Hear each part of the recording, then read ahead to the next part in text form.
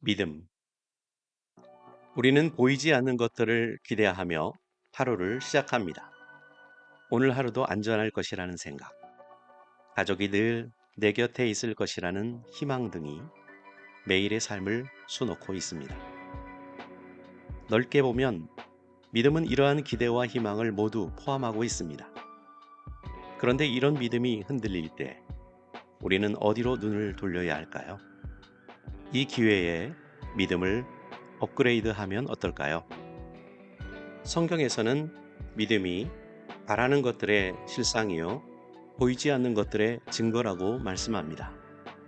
이 말씀은 우리의 일상에 자리한 단순한 희망이 아니라 하나님의 약속을 굳게 붙잡는 믿음이 삶의 뿌리가 되어야 함을 일깨웁니다.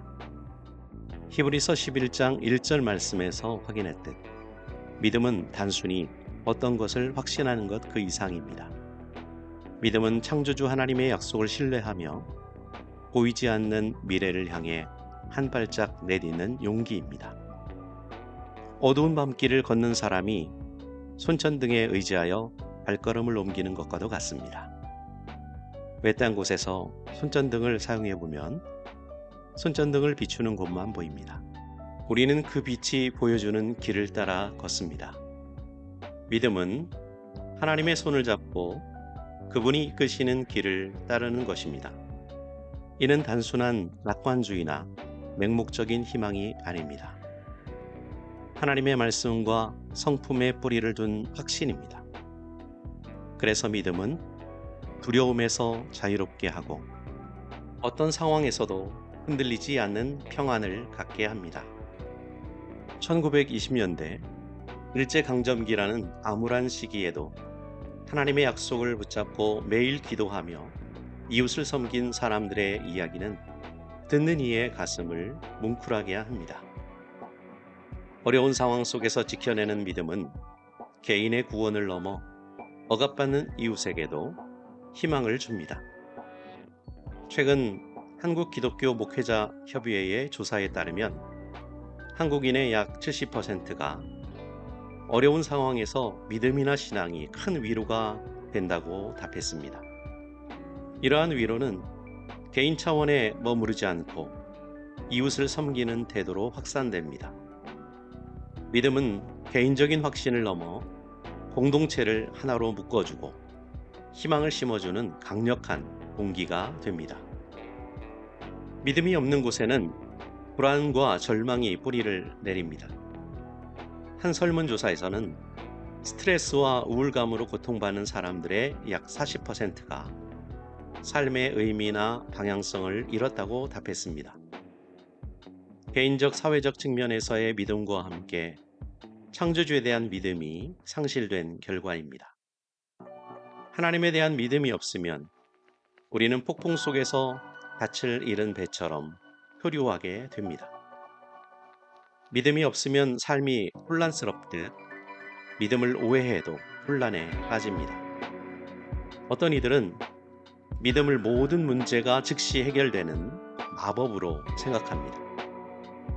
믿음을 갖고 하나님께 빌기만 하면 다 이루어질 것으로 기대합니다. 그러나 믿음에는 기다림과 인내가 필요할 때가 많습니다. 예를 들어 직장에서 예상치 못한 해고를 당하거나 사랑하는 이의 질병이나 죽음을 마주했을 때 왜 하나님은 나를 도우시지 않는 걸까? 라는 의문이 떠오를 수 있습니다. 하지만 믿음은 아무 문제가 없는 완벽한 상황을 대하는 것이 아니라 주어진 상황 속에서 하나님의 임재를 느끼는 것입니다. 믿음이 바라는 것들의 실상이라고 한 히브리서 11장 1절 말씀은 믿음에 대한 가장 적절한 정의입니다. 그리스도인은 소망하는 것들이 하나님의 약속 안에 이미 이루어진 것처럼 확신할 수 있습니다. 에베소서 2장 8절에서는 다음과 같이 말씀합니다. 너희는 그 은혜에 의하여 믿음으로 말미암아 구원을 받았으니 이것은 너희에게서 난 것이 아니요 하나님의 선물이라. 믿음은 우리의 노력으로 얻어지는 것이 아니라 하나님의 은혜로 주어지는 선물입니다. 물론 이 말씀은 우리에게 믿음의 선택권이 없다는 것은 아닙니다.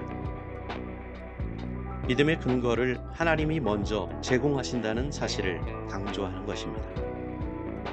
마치 부모님이 자녀에게 주는 따뜻한 선물처럼 하나님은 우리에게 믿음을 통해 사랑과 약속을 경험하게 하십니다.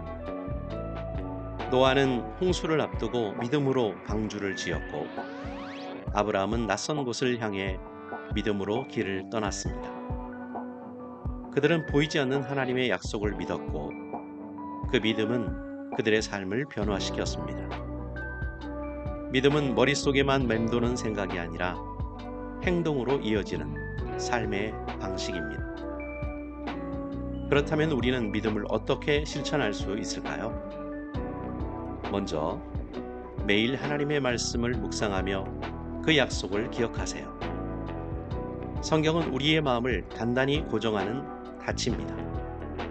더 나아가 일상에서 믿음을 연습하세요.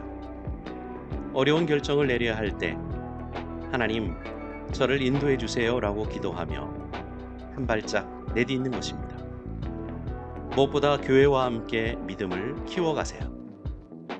교회나 소모임에서 서로의 믿음 이야기를 나누는 것은 큰 힘이 됩니다. 믿음은 혼자 걷는 길이 아니라 함께 손잡고 나아가는 여정입니다. 오늘 믿음의 발걸음을 내딛고 싶으신가요? 오늘 밤 잠자리에 들기 전 하나님께 한 가지 소망을 맡겨보세요.